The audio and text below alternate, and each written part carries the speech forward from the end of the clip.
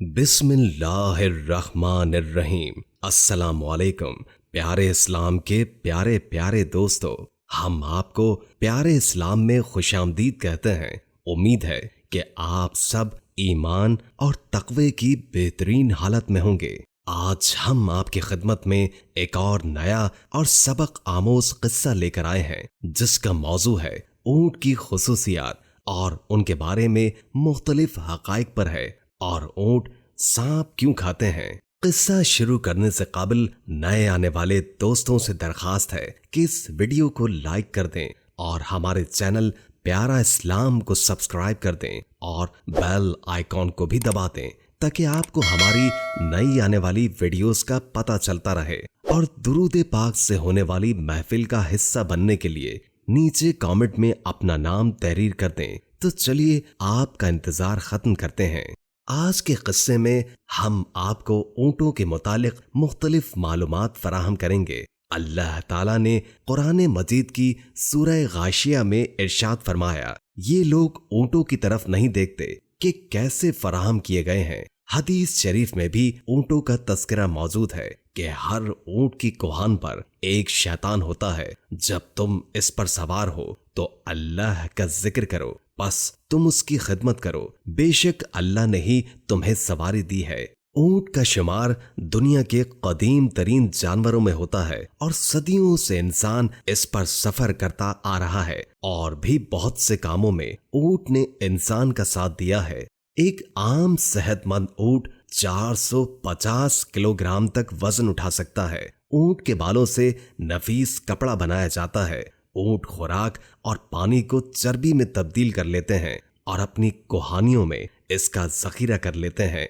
इस तरह ऊंट कई दिन तक खुराक के बगैर जिंदा रह सकते हैं। इनके पंजे इन्हें रेत और बर्फ में धंसने से बचाते हैं और ऊंट की आंख में एक बंद झिल्ली होती है। गलाफे चश्म की वजह से इन्हें आंखें सहराई रेत और गर्दो गुबार से महफूज रखती हैं। जब तूफान आता है तो इनके नथने बंद हो जाते हैं ताकि रेत इन्हें नुकसान न पहुंचा सके। ऊंट के नाक के नथने सीधे नहीं होते बल्कि तिरछे होते हैं। इसी वजह से ही खुले नथनों में रेत बराह रास्त जमा नहीं हो सकती। ऊंट को सहराई जहाज भी कहा जाता है। ऊंट की दो इक़साम होती हैं। इनमें से एक वो किस्म होती है जिनकी एक कोहान होती है और दूसरी किस्म के ऊंट वो होते हैं जिनकी दो कोहानें होती हैं। ऊंट 40 मील फी घंटे की रफ्तार से दौड़ सकता है। ऊंट के ऊपर वाले होंठ दरमियान से कटे होते हैं, यानी दो हिस्सों में तकसीम होते हैं और ये अपने इन होठों को हरकत दे सकते हैं और इन्हें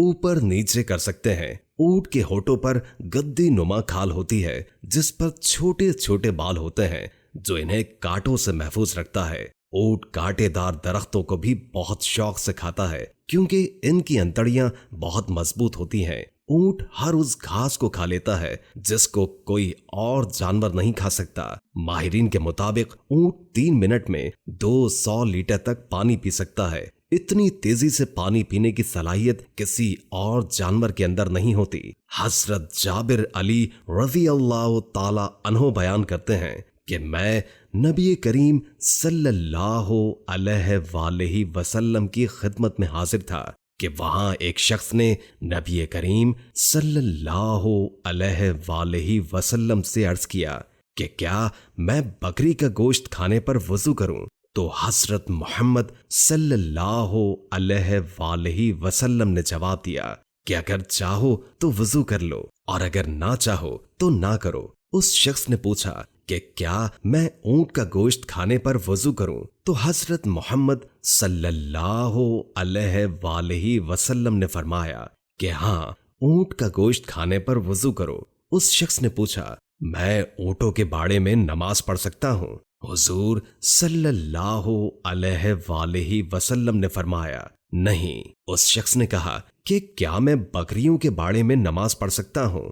आप सल्लल्लाहु अलैहि वसल्लम ने फरमाया, हाँ, पढ़ सकते हो। ऊंट का गोश्त खाने से वाजिब है। जैसे इन अहादीस में जिक्र हुआ, ऊंट को एक बीमारी लगती है जिसका नाम हय्याम है, यानी माहिरीन के नजदीक इस बीमारी का इलाज जिंदा सांप निकलना है। बाज औकात ये भी कहा जाता है کہ اونٹ جب سانپ کو کھا لیتا ہے تو اس کے زہر سے اسے شدید پیاس لگتی ہے۔ اسی حالت میں سانپ کے زہریلے اثر اور پیاس زیادہ لگنے پر وافر مقدار میں پانی پی جاتے ہیں، مگر سیراب نہیں ہوتا۔ سانپ کے کھانے سے اونٹ کے آنسو جاری ہو جاتے ہیں۔ ان آنسوؤں کو بہت قیمتی جانا جاتا ہے۔ انہیں چمڑے کی تھیلی میں جمع کر لیا جاتا ہے۔ یہ آنسو سانپ کے ڈسنے کے بعد اس کے زہر کو خارج کرنے میں کام آتا ہے۔ اس سے متعدد بیماریوں کا علاج ہو جاتا ہے اور زہر کے علاج میں بھی مفید ہے۔ اونٹ اپنی ماں کے ساتھ جنسی ملاپ نہیں کرتا۔ اس کے بارے میں ایک کتاب میں واقعہ بھی مشہور ہے۔ قدیم زمانے میں ایک شخص نے ایک اونٹنی کو کپڑے سے باندھ کر اس کو اس کے بچے کے اوپر چھوڑ دیا۔ وہ اونٹنی کا بچہ جب جنسی ملاپ کے لیے اپنی ماں پر سوار ہوا تو اس نے اپنی ماں کو پہچان لیا اور اس نے اپنے ذکر کو اپنے دانتوں سے کاٹ ڈالا۔ پھر وہ اس شخص سے بغض رکھنے لگا، یہاں تک کہ اس اونٹ نے اس آدمی کو مار ڈالا اور پھر اونٹ نے اپنے آپ کو بھی ہلاک کر ڈالا۔ ماہرین کا کہنا ہے کہ جب اونٹ کو شدید غصہ آتا ہے تو وہ کسی کو خاطر میں نہیں لاتا، وہ بہت بدخلق ہو جاتا ہے۔ اونٹ کے منہ سے ایک سرخ کھال نکلتی ہے جسے یہ اپنے پیٹ سے نکال کر پھونک مارنے لگتا ہے اور بلبلانے لگتا ہے اور اس کے منہ سے جھاگ نکلنا شروع ہو جاتا ہے۔ اونٹ سب سے زیادہ بغض اور کینہ رکھنے والا جانور ہے، مگر اس کے ساتھ ساتھ اونٹ میں صبر و تحمل اور دوسروں پر حملہ آور ہونے کی صلاحیت بھی موجود ہوتی ہے۔ اونٹ کی خصوصیات میں سے ایک یہ بھی ہے کہ یہ اپنی ماں کے ساتھ جنسی ملاپ نہیں کرتا اور اس کے ساتھ ساتھ اونٹ کے بدن میں پتا نہیں ہوتا۔ شاید اسی وجہ سے اس میں صبر و تحمل ہوتا ہے اور اس کے ساتھ ساتھ اونٹ کے اندر نہایت فرما برداری اور اطاعت کا جذبہ ہوتا ہے۔ اونٹ کی فرما برداری اور اطاعت کا یہ عالم ہے کہ اگر کوئی چوہیا اس کی نکیل دبا کر جہاں لے کر جانا چاہے جا سکتی ہے، کیونکہ یہ اطاعت سے کبھی منہ نہیں پھیرتا اور فرما برداری سے تمام کام سر انجام دیتا ہے۔ اونٹ کے جسم میں ایک عجیب و غریب چیز پائی جاتی ہے جو پتے کی طرح ہوتی ہے اور ایک کھال کی طرح ہوتی ہے جس میں لعاب لگا ہوتا ہے۔ ماہرین کے مطابق اس کھال کا فائدہ یہ ہے کہ اگر اسے سرمے کے طور پر استعمال کیا جائے تو آنکھوں پر نکلنے والے دانے ختم ہو جاتے ہیں۔ اونٹ جب نیچے ہو کر بیٹھتا ہے تو اس کا جسم تھوڑا اوپر کی طرف اٹھا ہوا ہوتا ہے۔ یہ خصوصیت کسی اور جانور میں نہیں پائی جاتی۔ امید ہے کہ آپ کو آج کے قصے میں اونٹوں کے بارے میں بہت سی نئی معلومات ملی ہوں اور آپ کی معلومات میں مزید اضافہ ہوا ہوگا۔